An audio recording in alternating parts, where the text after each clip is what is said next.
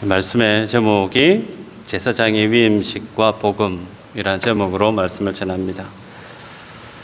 정치에 혹시 많은 관심이 있으세요? 이전에는 정치에 대해서 전혀 관심 없이 지냈습니다.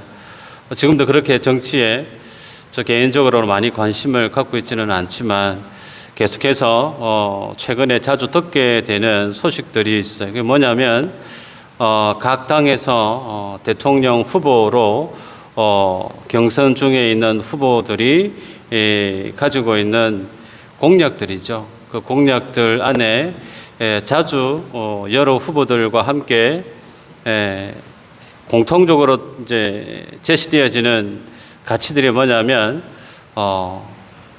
공의 혹은 정의 혹은 법치주의 이런 표현들을 자주 접하게 됩니다.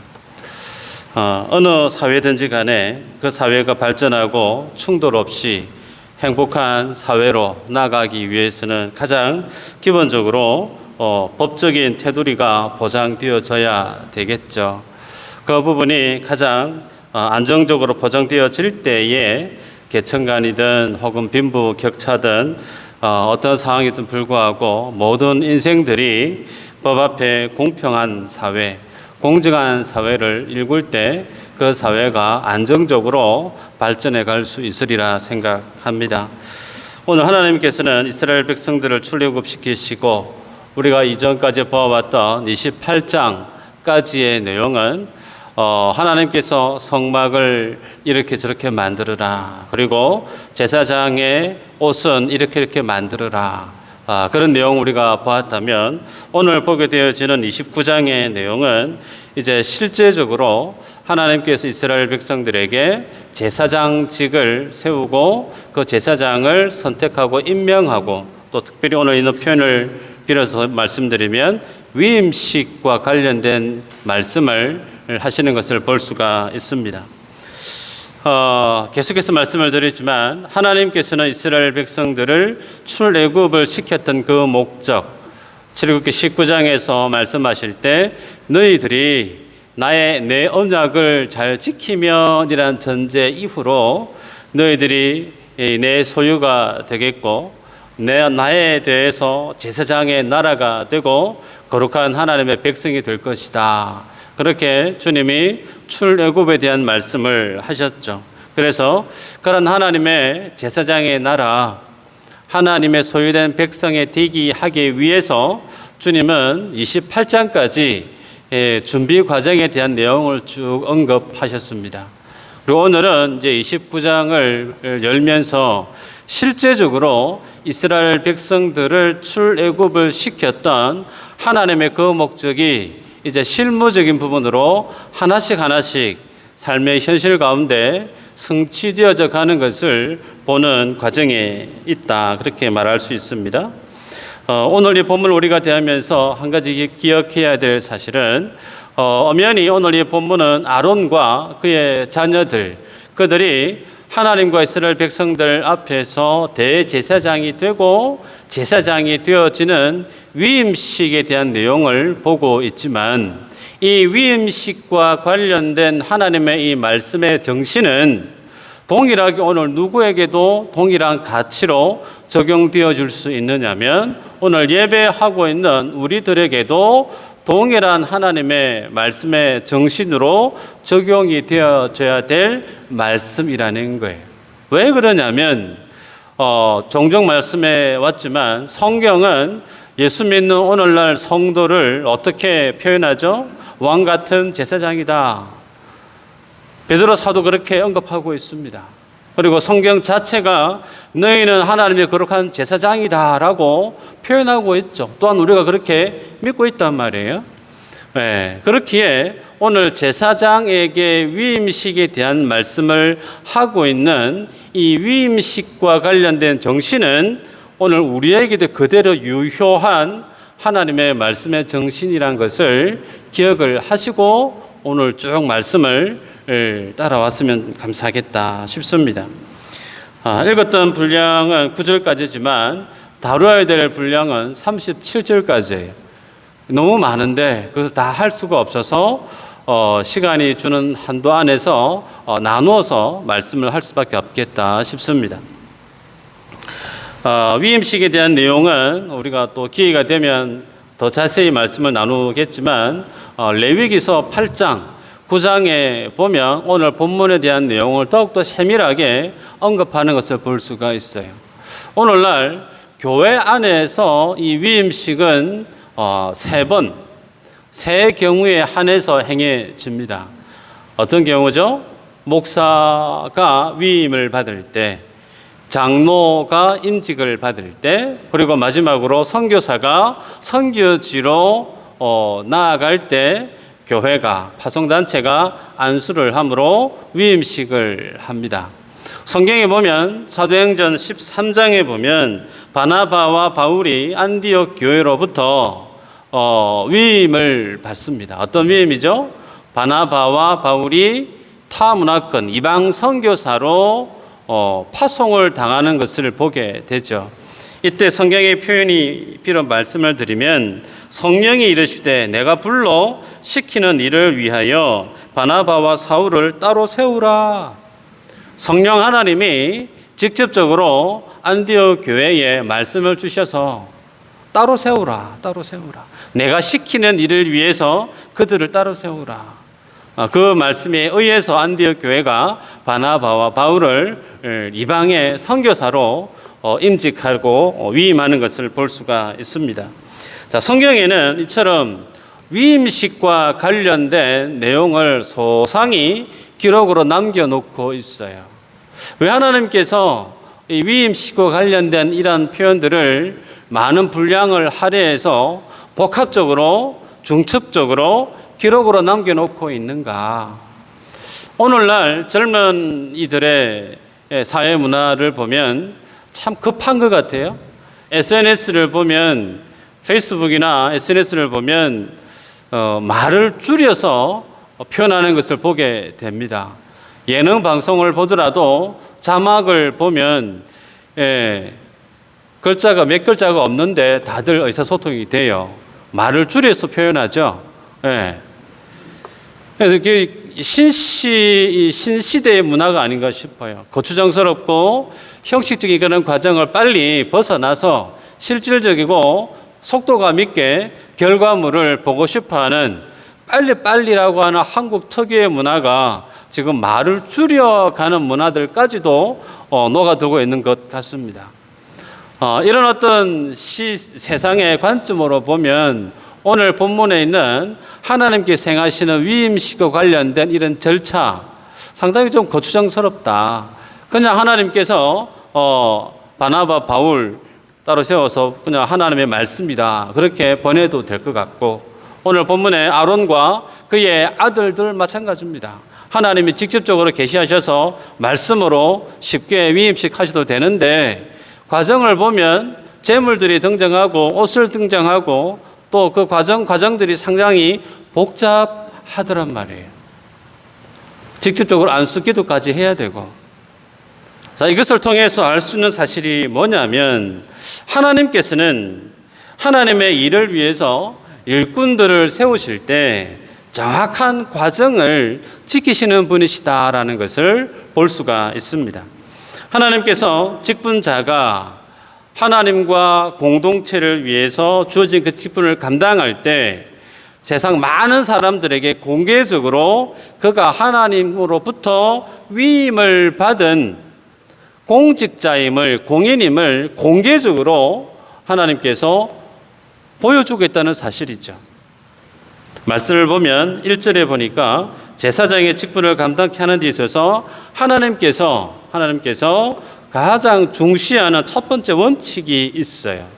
그 원칙과 함께 그 원칙을 완성해가는 과정들이 쭉 소개되어지는데 말씀을 보면 네가 그들에게 나를 섬길 제사장 직분을 위임하여 그들을 거룩하게 할 일은 이러하니 라고 하면서 거룩하게 할 일에 대한 내용을 그 다음에서 9절까지 쭉 소개하는 것을 볼 수가 있습니다.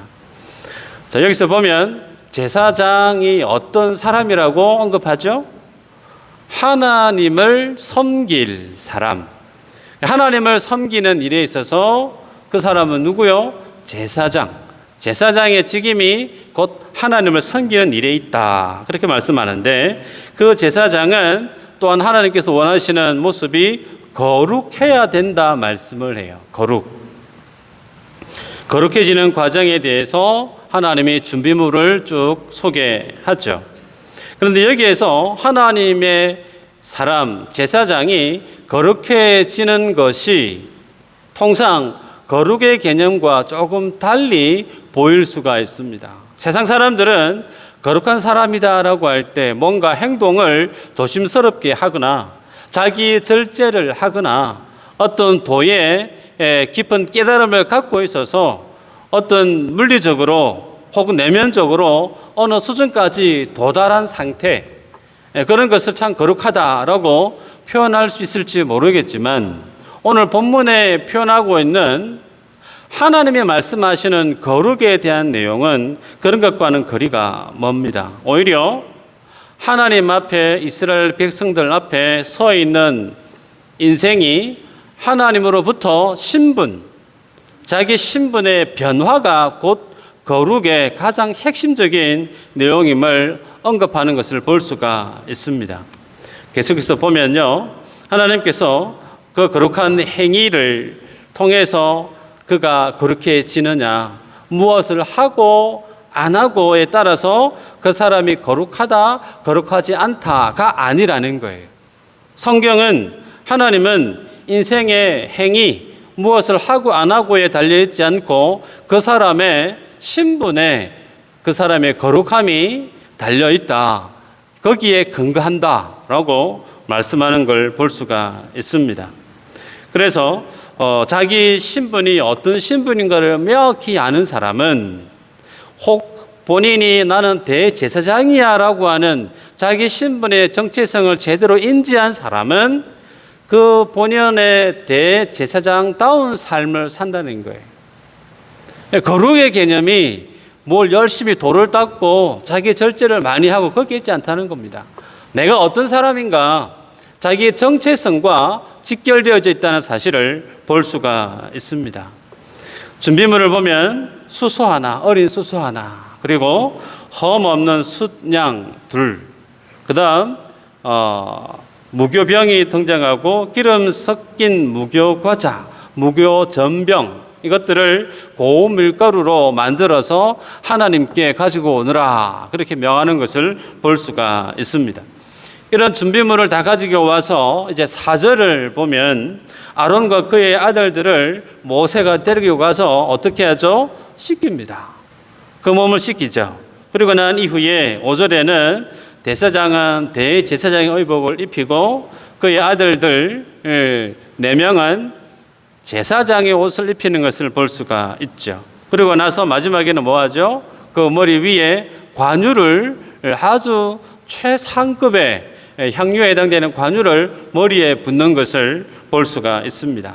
정리하면요, 하나님께서 제사장 위임식을 거행하시면서 먼저 그 제사장의 위임식에 필요한 준비 물품을 가지고 오너라 그러시면서 그 준비 물품을 쭉 열거하시죠.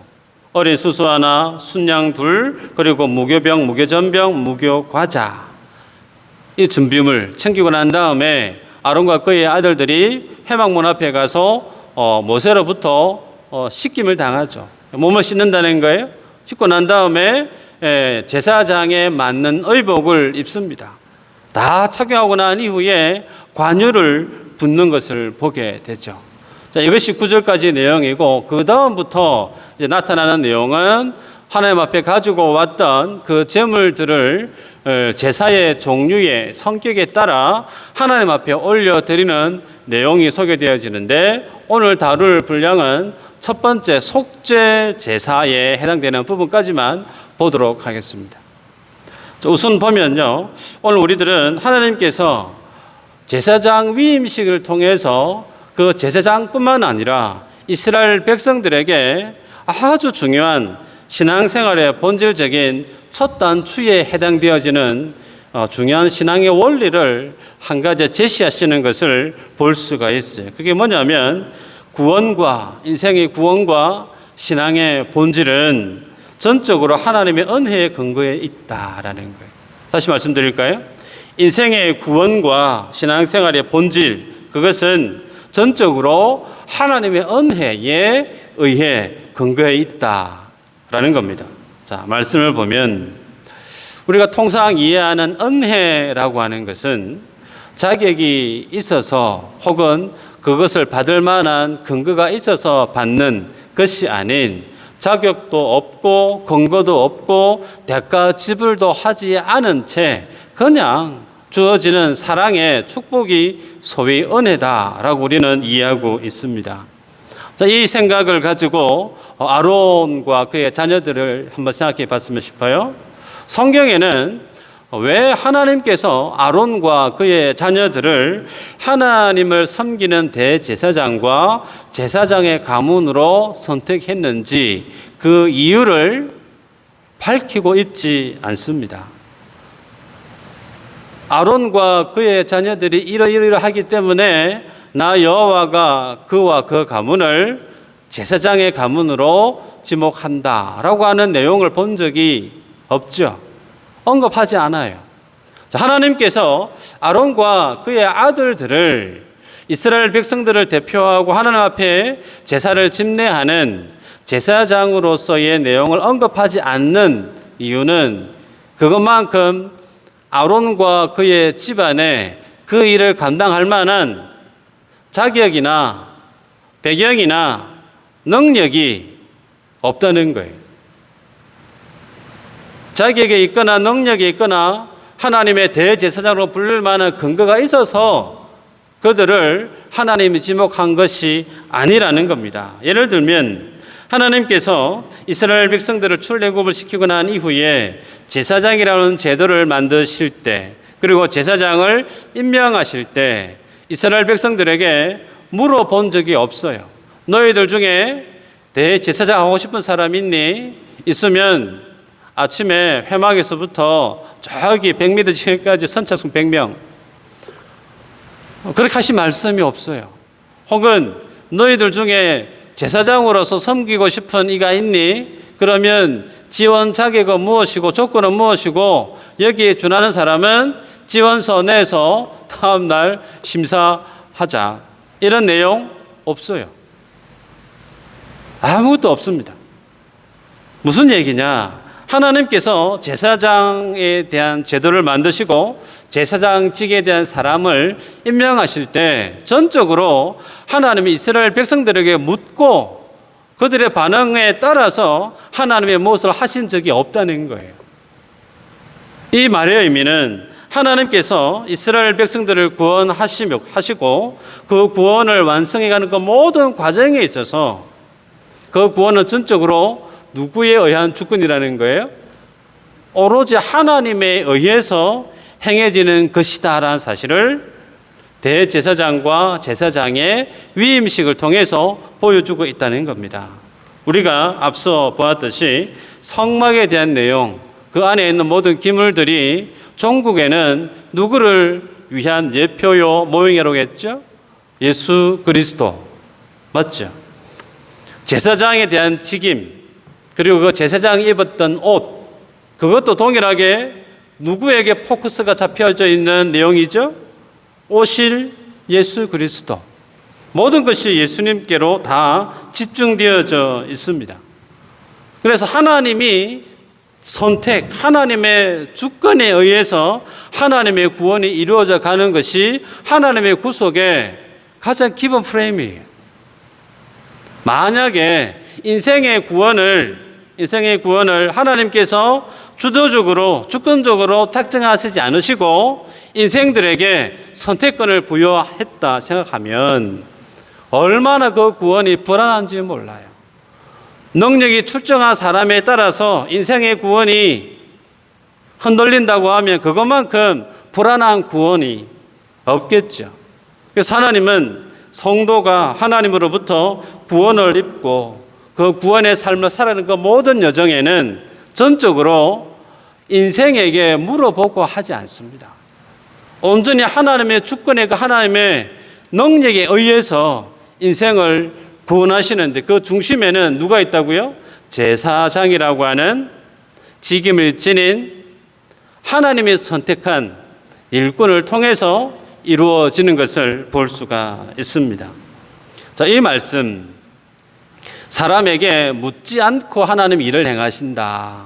이 말의 의미는 또 달리 해석하면 하나님의 그 일을 감당함에 있어서 하나님이 주목하시고 하나님이 선택하신 사람이라면 누구든지 그 일을 맡을 수 있다 없다? 맡을 수 있다는 거죠. 많이 배운 사람, 건강한 사람, 많이 가지고 있는 사람, 인지도가 폭넓게 많이 쌓여져 있는 사람, 이런 세상적 기준이 아니고 무작정 하나님이 너 대제사장이야 라고 하나님이 선택하시면 그 사람의 삶의 형편이 어떠하든 삶의 수준이 어떠하든 모두가 다 하나님의 그 일을 할 수 있는 사람이라고 하는 전제가 성립이 됐죠.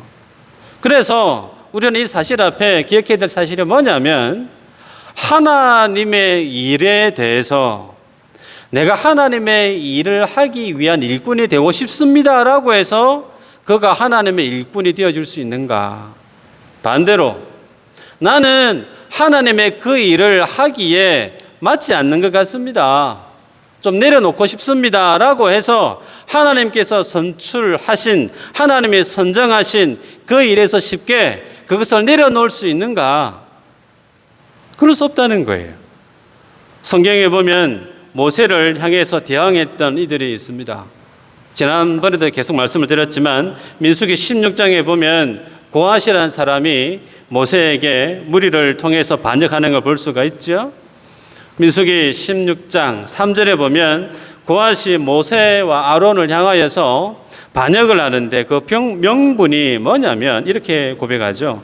너희가 분수에 지나도다 회중이 다 각각 거룩하고 여호와께서도 그들 중에 계시거늘 너희가 어찌하여 여호와의 총회 위에 스스로 높이느냐. 각각 거룩하고 모세 너도 거룩하고 고핫 우리 무리들도 이스라엘 총회 사람 다 거룩하다라는 거 아니겠습니까? 민수기 4장 15절에 보니까요. 이스라엘 백성들이 진영을 옮길 때 아론과 그의 자녀들이 성막 안에 있는 성소, 지성소의 기물들을 다 덮고 나면 그 나머지 뒷정리를 누가 담당했느냐면 고핫의 후손들이 담당했어요.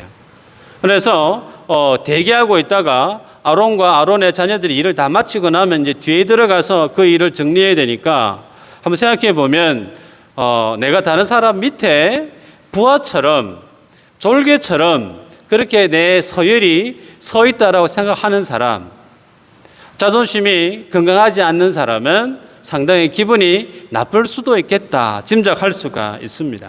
아마 그래서 그렇지 않았을까 짐작을 해봐요. 여러분, 하나님께서 하나님의 그 일을 감당하기 위해서 공개적으로 대제사장 그리고 제사장에 대한 위임식에 대한 내용을 오늘 본문에서 행하고 계세요. 그리고 레위기에서도 또다시 언급을 하십니다. 왜 그렇죠? 하나님의 주권이라는 거예요. 하나님이 이들을 선정했기 때문에 어느 누구든 왈가왈부할 필요가 없다는 거죠. 공개적으로 그렇게 하나님이 보여주시고 말씀을 주셨음에도 불구하고 인생은 어떻죠? 나의 자존심이 구김을 당하면 하나님이 행하신, 하나님의 정해놓으신 원칙도 쉽게 그 선을 넘나든다는 거예요. 믿음의 공동체입니다. 홍해를 건넜던 사람들이에요. 아말렉의 칼과 활을 피해서 생명을 걸고 싸웠던 전우들입니다. 그런 이들이 자신의 자존심 때문에 모세와 아론을 반역하는 그 모습, 비단 이 성경에만 있는 내용이 아니잖아요. 교회 안에서 비일비재하게 교회 안에 갈등이 있는 가장 대표적인 사례가 뭐냐면 누군가가 나를 무시했다는 거예요. 누군가가 내 자존심을 밟았다는 거예요. 듣기 싫은 소리 했다는 거예요. 그것을 컨트롤을 해야 되는데 그것을 하나님이 정해놓은 바운더리 선이 있는데 하나님이 그 선을 쉽게 넘나든다는 겁니다.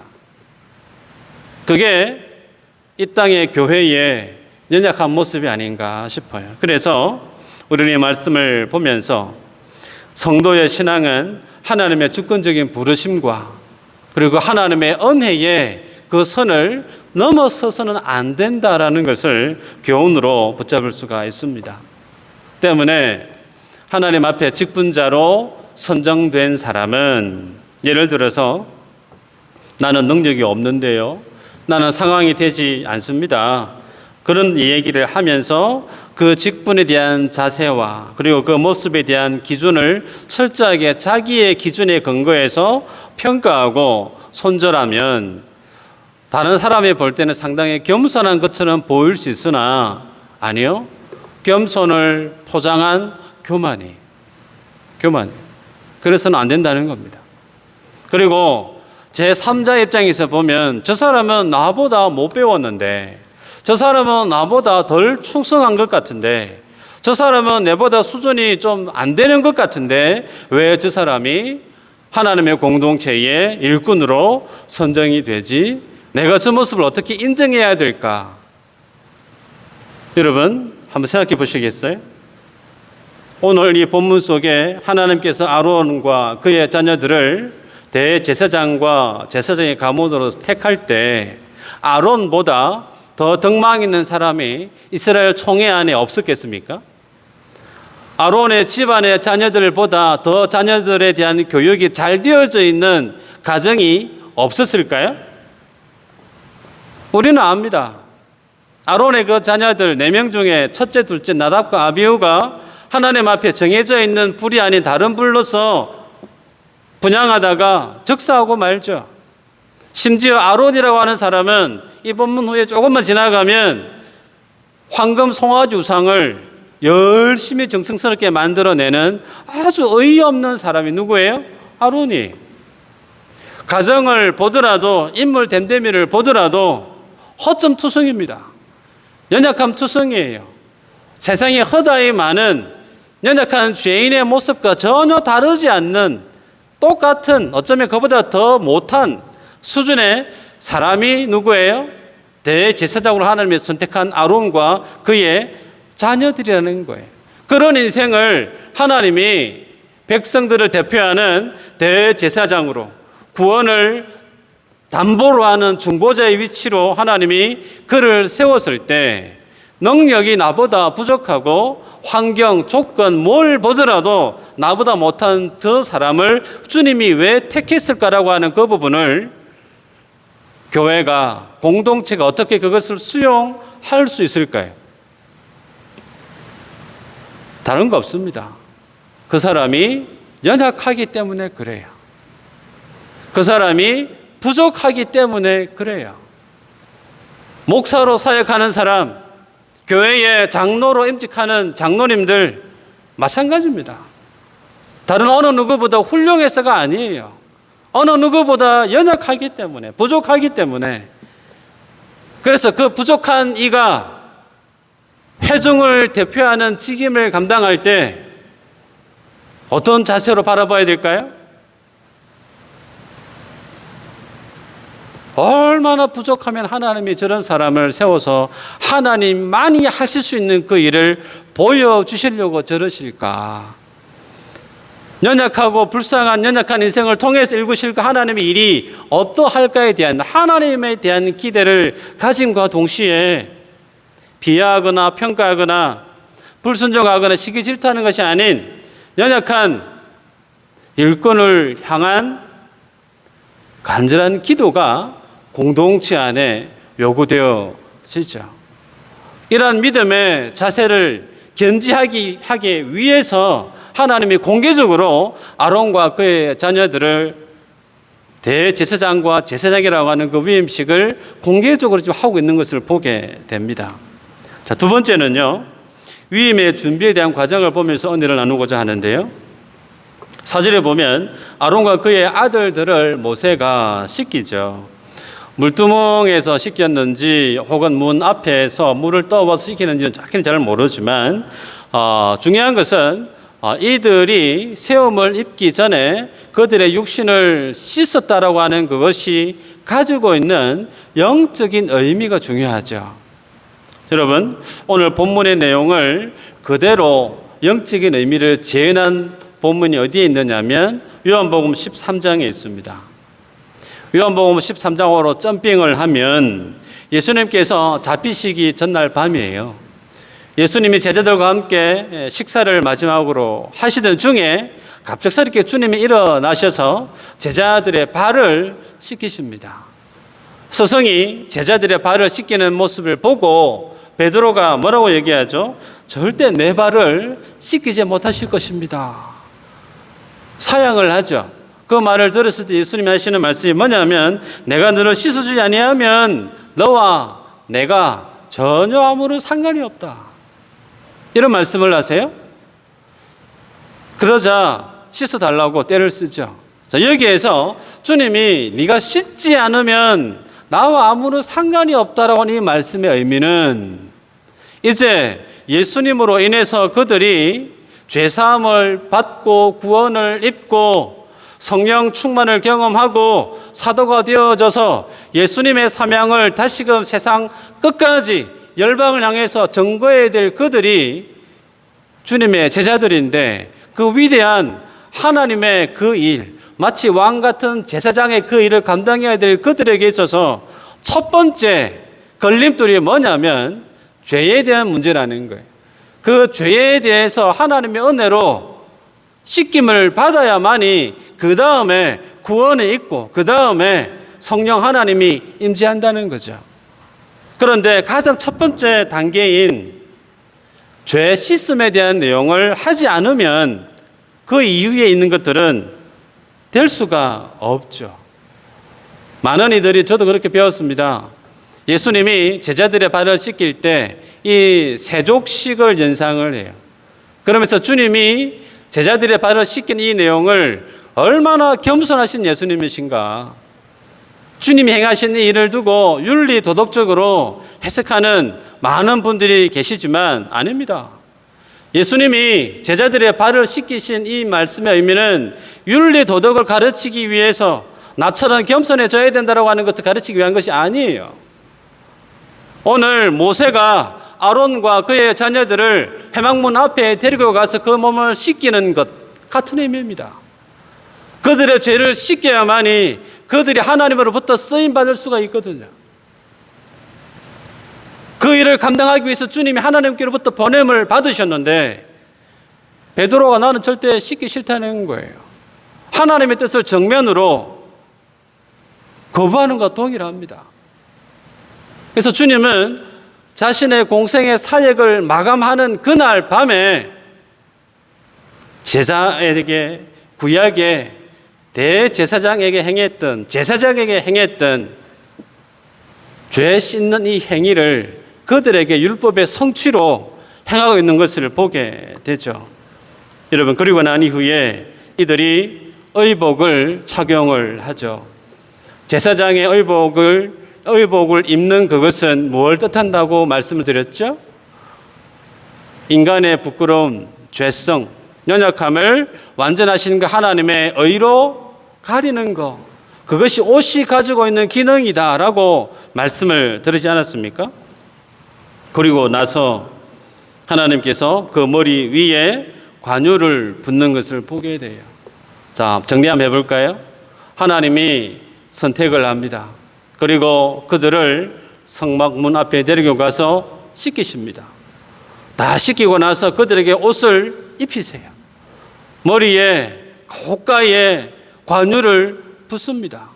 이 모습 마치 누가복음 15장에 보면 집 나갔다고 돌아왔던 탕자를 그 아버지가 벗기고 씻기고 입히고 반지를 끼우는 것과 거의 같죠. 뭘까요? 하나님께서 제사장으로 세우는 과정이죠. 다시 얘기하면 출애굽기 19장에서 하나님 이스라엘 백성들 출애굽을 시켰던 그 목적, 너희는 내 소유가 되고, 소유가 뭐라고 그랬던가요? 나의 보배란 뜻이라고 그랬죠. 세귤라. 땅속에 파묻혀서 원석처럼 돌덩이처럼 이리저리 굴려다니던 그런 보석이 아닌 하나님의 손에서 닦이고 깎이고 다듬어져서 천하에 둘도 없는 하나님 앞에 가장 최고의 보석이 되어지는 과정을 오늘 하나님은 아론과 그의 자녀들을 통해서 보여주고 있다는 거예요. 이것은 아론과 그의 자녀들에게만 해당되어지는 것이 아니죠. 아론과 그의 자녀들이 대제사장과 제사장이 됨으로 인해서 이제 이스라엘 백성들이 하나님 앞에서 마치 아론처럼, 마치 아론의 자녀들 그 제사장처럼 그렇게 하나님 앞에 그 은혜로 그와 같은 세움을 입게 될 것이라고 하는 마치 시연을 하고 있는 것처럼 보인다는 거죠. 여러분, 그러기에 이러한 과정을 다 마치고 나서 9절에 뭐라고 언급하죠? 하나님이 그에게 직분을 맡기라 그래요. 직분을 맡기라. 또 위임하여 거룩하게 하라. 그렇게 명시하고 있는 걸 보게 되죠. 때문에 거룩함의 의미가 무언가를 하고 안 하고 인간의 노력의 여하에 따라서 달려 있는 것이 아니라는 겁니다. 성경이 언급하는 거룩의 본질적인 의미는 내가 어떤 사람인가라고 하는 자기 신분에 대한 이해, 내가 목사고 내가 장로고 권사고 집사고 내가 하나님의 거룩한 성도라고 하는 사실을 자기의 정체성을 인식했을 때 그 신분에 대한 이해 속에서 살아가는 삶의 모습이 뭐라고요? 거룩이라는 거예요. 여러분, 이 모습은 장차 누구를 향한 예표이냐면 오실 예수님의 모습을 그대로 모형적으로 보여주고 있습니다. 아론과 그의 자녀들이 대제사장과 제사장으로 세워지는 그 모든 과정은 예수님을 통한 예수님이 대제사장 되시는 분이라는 사실을 그대로 보여주는 모형에 해당되는 사건이라는 거죠. 여러분, 예수님께서 마태복음 3장 13절에 보면 갈릴리에서부터 요단강에 나아가시죠.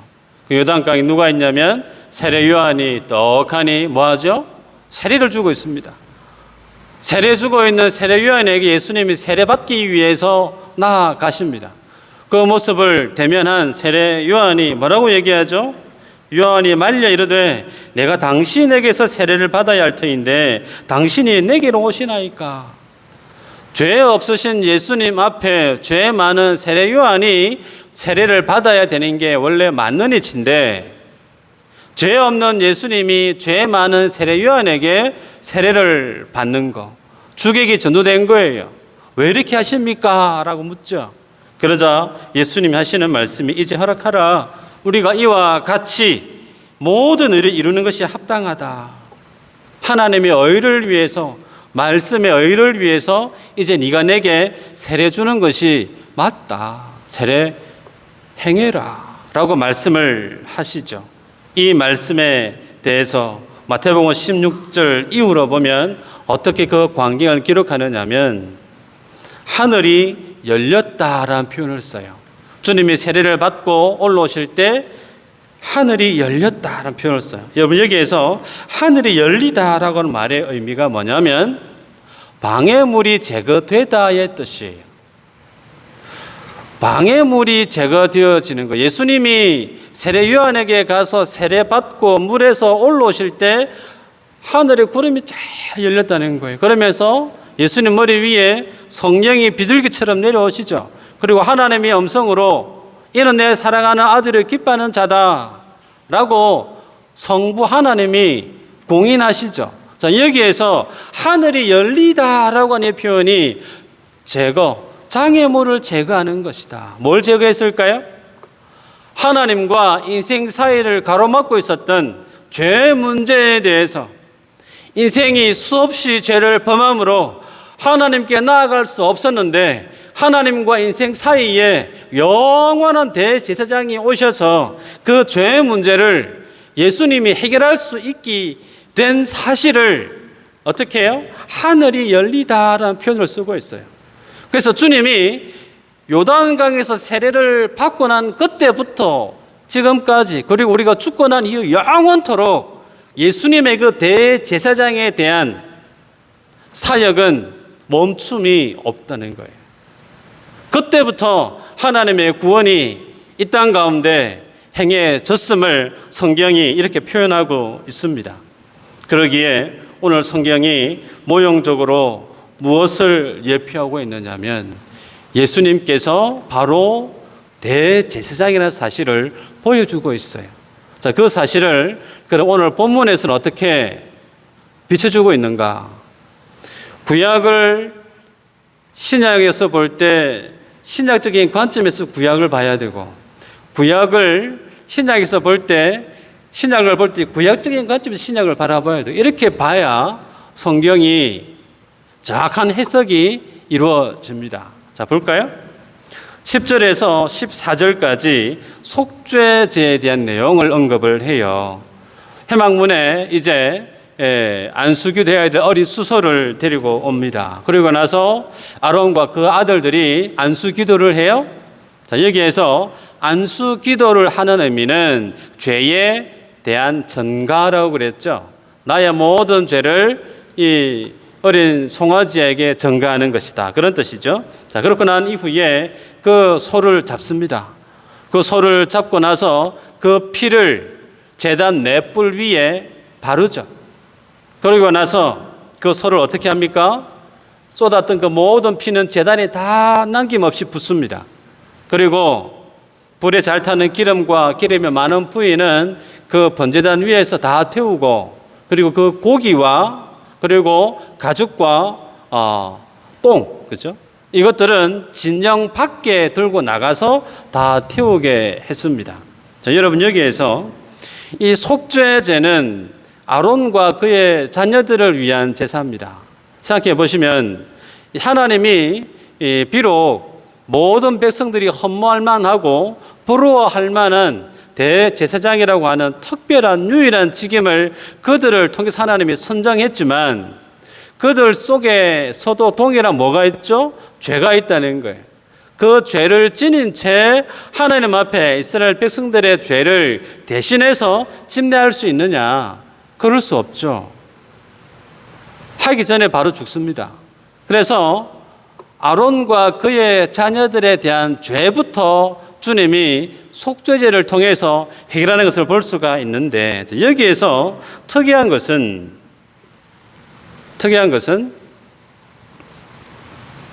피는 다 쏟습니다.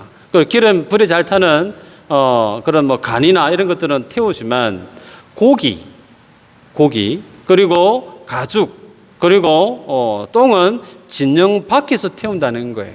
그걸 누가 보죠? 아론과 그 자녀들이 봅니다. 그 모습을 보면서 가슴속에 뼈저리게 뭘 느끼느냐면 내가 저렇게 죽어야 되는데 라는 거죠. 하나님 앞에 내 죄 때문에 내가 저렇게 죽어나가야 되는데 나 때문에 소가 저렇게 죽어나가는구나. 하나님 어떤 분? 하나님은 죄에 대해서 전혀 양보가 없다는 거예요. 하나님이 계신 그곳에는 죄의 영향력이, 죄의 그림자가 침범할 수 없다는 거예요. 그래서 철저하게 진영 밖에 나가서 다 그 고기와 가죽과 똥을 불태우라라고 말씀을 하신다는 겁니다. 여러분, 이 부분이 중요한데요. 왜 중요한가? 통상적인 제사를 드릴 때 그 고기, 소위 번제를 드릴 때는 고기에 각을 떱니다. 각을 떠서 번제단 그물망 위에 쇠망에 올려져서 제가 될 동안 태우죠. 그런데 그 고기, 속죄제에 쓰이는 그 고기는 진영 밖에 나가서 태우겠다는 거예요. 여러분, 구약의 대제사장이 곧 예수님을 예표한다 그랬고, 그 제물도 누구를 대표한다고요? 예수님이라고 그랬습니다. 실제로 예수님이 이 땅에 오셔서 하나님의 대속의 어린 양이 되셔서 세상 죄를 지고 십자가를 지시고 돌아가셨는데 어디에서 돌아가셨죠? 골고다. 골고다, 나무 십자가 위에 달려 돌아가셨어요. 나무 십자가는 나무 위에 달려서 사람이 죽었다라고 하는 것은 다 아시는 것처럼 하나님의 저주받은 인생임을 상징한다 그랬습니다. 예수님이 인생의 모든 죄를 대신해서 대속의 제물로 가시기 때문에 하나님이 예수님을 가장 큰 저주의 상징적인 인물로 그렇게 주님을 십자가에서 죽게 하셨죠. 이 사건에 대해서 히브리 기자가 어떻게 해석하냐면 히브리서 13장 11절인데 잘 들어보세요. 이는 죄를 위한 짐승의 피는 대제사장이 가지고 성소에 들어가고 그 육체는 영문 밖에서 불 사람이라. 어디요? 그 육체는 영문 밖에서. 그러므로 예수도 자기 피로써 백성을 거룩하게 하려고 성문 밖에서 권한을 받으셨느니라. 예수님이 대속의 제물과 동일하다는 거죠. 그런즉 우리도 그의 치욕을 짊어지고 영문 밖으로 그에게 나아가자. 히브리 기자는 예수님이 오늘 본문에서 아론과 그의 자녀들에 의해서 죽임을 당하는 대속의 제물로 쓰여지고 있는 어린 수소와 같다라는 거예요. 여러분, 이 수소의 모습이 예수님의 모습인데 그 주님의 영문 밖 성문 밖에서 달려 돌아가시는데 달려 돌아가신 위치가 어디라고요? 골고다라고 그랬죠. 골고다, 그 말에 아람어에 음력을 하면 골고다는 해골이라는 뜻이지만 그 원래의 음력이 안에 문자적인 의미는 머리라고 하는 뜻입니다. 머리라고 하는 그곳에 주님이 십자가에 달려 돌아가셨단 말이에요. 이 말씀의 근거가 어디에서 출발하느냐면 창세기 3장 15절입니다. 아담과 하와가 범죄함으로 하나님께로부터 추방을 당할 때 하나님이 유혹을 하게 했던 사단에 대해서 뭐라고 말씀하죠? 여자의 후손이 너의 머리를 상하게 할 것이다 라고 말씀을 하시죠. 소위 예수님이 십자가 지시고 돌아가시고 부활하시는 그 사건을 뭐로 표현하느냐면 사단의 머리를 상하게 할 것이다, 사단의 뱀의 머리를 자를 것이다 라는 표현으로 말씀하셨는데 창세기 3장 15절의 그 말씀을 그대로 하나님이 성취하십니다. 뱀의 머리, 죄에 대한 죽음을 가지고 세상에서 왕노릇했던 사단의 그 파워를, 그 권세를 하나님이 머리라고 하는 그 골고다 위에서 예수님을 십자가에 못 박혀 죽이심으로 정확하게 세상 모든 사람들이 인정할 수밖에 없도록 공개적으로 예수가 누구라고요? 대제사장일 뿐만 아니라 예수가 대속의 제물 되신 분임을 만천하에 보여주시던 거예요. 말씀을 맺습니다. 오늘 이 본문이 우리에게 주는 교훈이 크게 세 가지가 있어요. 첫 번째는 하나님께서 오늘 나를 왕같은 제사장으로 삼으셨는데 나를 왕같은 제사장으로 삼으신 근거가 달리 없어요. 나를 목사로 부르시고 나를 장로로 부르시고 몸된 교회의 직분자로 부른 이유는 달리 이유가 없는 거 아니에요. 내가 연약하기 때문에, 부족하기 때문에 하나님의 은혜에 의해서 오늘 우리가 서 있다는 사실, 이걸 주님 앞에 우리는 인정해야 되죠. 두 번째는 생사가 달린 문제인데 하나님의 성도로 부름을 입은 인생은 하나님 앞에 왕같은 제사장으로 하나님 앞에 우리를 구별하셨는데 이런 믿음의 삶으로 서 있는 인생은 어디에 가장 자신의 눈을 집중해야 되냐면 자신의 성결의 문제죠. 죄의 문제입니다. 그 죄의 문제에 대해서 두려워 떨면서 하나님 앞에 죄에 대해서 정리 작업을 하셔야 된다는 거예요. 그 주님 앞에 설 때마다 자신의 죄의 문제에 대해서 철저하게 자신을 성찰하지 않으면 안 된다는 겁니다. 마지막으로 오늘 주님이 주시는 마지막 내용은 주님이 우리에게 있어서 완전한 대제사장 되시고 완전한 대속의 제물 되어 주셔서 오늘 우리의 구원을 지금도 주님은 하나님 보좌 우편에서 중보기도하고 계신다는 사실이에요. 여러분, 우리들은요, 예수님 믿고 난 다음부터 나는 칭이야. 난 의롭게 되어졌어. 나 이제 구원받았어. 구원 티켓 가지고 있는 것으로 이례적으로 느낍니다. 나는 이제 구원받았으니까 이랬던 저랬던 구원받은 인생으로 그냥 끝나는 것처럼 여길 수가 있어요. 그런데 예수님은 그게 아닙니다. 예수님께는 매일매일이에요. 매 시간이에요. 내가 범하는 죄에 대한 목록을 가지고 지금도 하나님 앞에서 나의 죄를 두고 기도하고 계세요.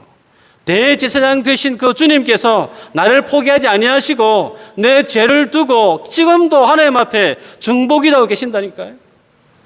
그 주님 때문에 나의 구원이 영원해진 겁니다. 그 말의 의미는 나의 구원은 현재형인가 과거형인가 점검해야 된다는 거예요. 나는 예수님 만났던 몇 년 전에 수십 년 전에 구원받았던 그 구원의 감격 그것을 울고 먹는 것이 아니라 나는 매일매일 구원받고 있다는 사실입니다. 매일매일 나를 위해 기도하신 그 주님 때문에 나는 매일매일 구원받고 있다는 사실이에요. 그 구원의 사실을 내가 오늘도 새롭고 내일도 새로워지는 그 인생은 그 가슴 속에 구원에 대한 감격이 식어질 수 있을까요? 식을 수가 없죠. 구원의 은혜가 날마다 새로운 거예요. 이러한 사실을 깨달았을 때 우리들은 주님 앞에 제사장다운 삶을 살아가게 됩니다. 제사장다운 삶. 제사장은 자기를 위해 존재하는 법이 없습니다. 온 회중을 위해서 존재하죠. 하나님과 이웃을 위해서 남은 나의 삶을 주님이 부르시는 왕 같은 제사장이라고 하는 그 직임에 합당한 믿음의 삶을 구원의 감격을 누려가면서 그 기쁨 속에 감격 속에 은혜 속에 살아가면서 남은 생을 가치 있게 살아가는 저와 여러분 되어지기를 주의 이름으로 축복합니다. 기도하겠습니다.